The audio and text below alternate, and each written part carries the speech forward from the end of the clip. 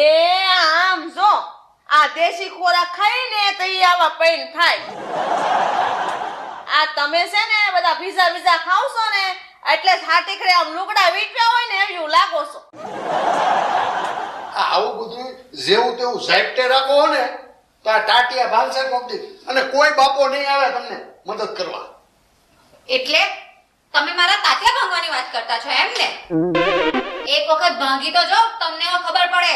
તમે મારા કોઈને ઓળખો છો? એમની પહોંચ કઈ સુધી છે.